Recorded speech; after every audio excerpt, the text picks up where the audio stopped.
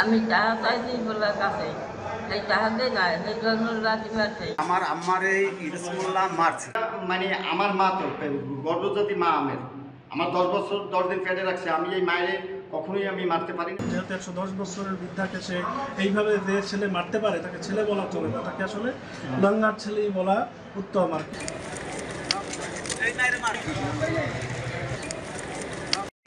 আমার টাকা চাইছি আর টাকা চাইতে আছে আমার মাঝে আমি আমাদের সাইকেল বা বডি গেছি আমি মানে একটা ধাই পাই আমি আসি নামটা করি আমি টাকা চাইছি বলার কাছে এই টাকা দিয়ে না এই জন্য রাজি আছে ওই এইবার আইসি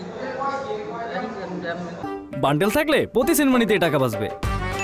বিকাশ সেনমানি বান্ডেল কিনে জিতুন প্রতি লেনদেনে। আমার আম্মার এই ইরসমুল্লাহ মারছে।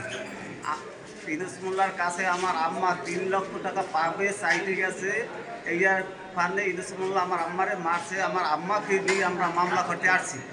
এই মামলা করতে আসছি মন্টুর এই চেম্বারে বসিয়া অনেক গালাগালি করছে, অনেক হুমকি দিয়েছে এবং পুলিশ নিয়ে এই প্রতিবন্ধীর করে সামনে আসছে, এখনও আশেপাশে ঘোরে এবং আমার ছেলে হাফেজ সোহেলের খোঁজ করতে আছে, তারে ধরাই দেবে ওই ইনুস মোল্লা।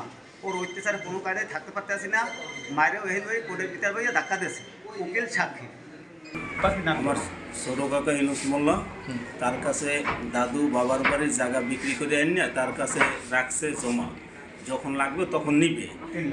এই নেওয়াতে আগে পরে নিচ্ছে কিছু, এখন সে টাকা আনতে গেছে গতকালকা, আনতে যাওয়ার পরে তার সাথে কথা কাটাকাটি হয়েছে নাকি, এরপরে দাদিকে লাথি মারছে, লাথি মারার পরে দাদি পড়ে গেছে, পড়ে যেয়ে পায়ে ব্যথা পাইছে, তো ডক্টরের কাছে নিয়ে আসা হয়েছে। না, আমি এইভাবে সম্পূর্ণ এই যে মায় আমার কাছে টাকা পাইবে বা মায়ের আমার কাছে টাকা জমা রাখছে, এগুলো সম্পূর্ণ মিথ্যে কথা, সম্পূর্ণ মিথ্যে কথা। এবং এইটা মানে আমার মা তো গর্ভবতী মা আমার 10 বছর 10 দিন পেটে রাখছে। আমি এই মায়ের কখনোই আমি মারতে পারি না, আর কখনোই যদি মাইরে যাই তাহলে যেন আমার হাত পা যেখানে যাচ্ছে লাগিয়ে যায়, একদম ধ্বংসই যাই যেন আমি, যদি আমি কোনো রকম একটু 19-20 হয়ে থাকি, কিন্তু মা তো আমার, কিন্তু এইটা সম্পূর্ণ মিথ্যে কথা। আমার কাছে একজন বৃদ্ধ আর কি বিচার প্রার্থী, ওনার বয়স 110 বছর।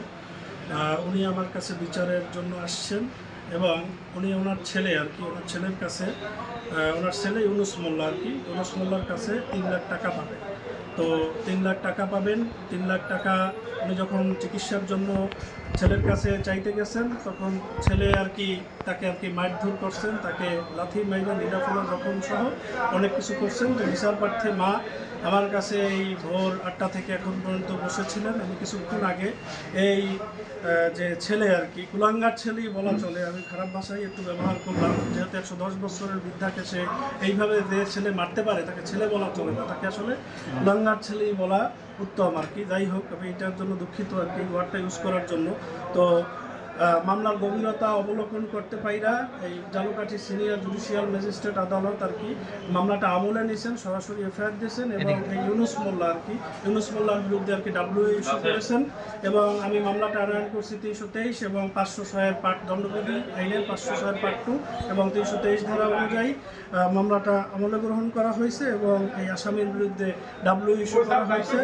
এবং আমার দাদি অনেক খুশি, যেহেতু মামলাটা তিনি করতে পারছেন। আর সবথেকে বড় কথা হয়েছে যে এই রকমের কোনো মায়ের যেন আদালত প্রাঙ্গণে না আসতে হয়। 110 বছর বয়সে যদি একজন সন্তানের বিচারের জন্য আদালত প্রাঙ্গণে আসতে হয়, এর থেকে লজ্জাজনক কিছু নেই। বাদীনি বিচার চান, যেহেতু তিনি ক্ষতিগ্রস্ত হয়েছেন এবং তিনি সন্তানের দ্বারা আক্রমণের শিকার হয়েছেন, এটুকুই। আদালত দণ্ডবিধি 323 এবং 506 পার্ট 2 ধারা আমলে নিয়ে আদালত আদেশ দিয়েছে এই আসামিকে ডাব্লিউ ইস্যু করার জন্য। ওয়ারেন্ট হয়েছে আর কি আসামির বিরুদ্ধে, ওয়ারেন্টের আদেশ দিয়েছে এবং মামলাটা এফআই গ্রেপ্তারি পরোয়ানা। শুরু হয়েছে standard charter channel I agro অ্যাওয়ার্ডের 10ম আয়োজনের মনোনয়ন গ্রহণ। এবার নতুন ক্যাটাগরি বছরের সেরা ছাদ কৃষক সহ মোট 13টি ক্যাটাগরিতে পুরস্কার প্রদান করা হবে। মনোনয়ন গ্রহণ চলবে আগামী 15 জুলাই 2025 তারিখ পর্যন্ত। বিস্তারিত জানতে ভিজিট করুন www.agroaward.com এবং ফোন করুন 018737000556 এই নম্বরে।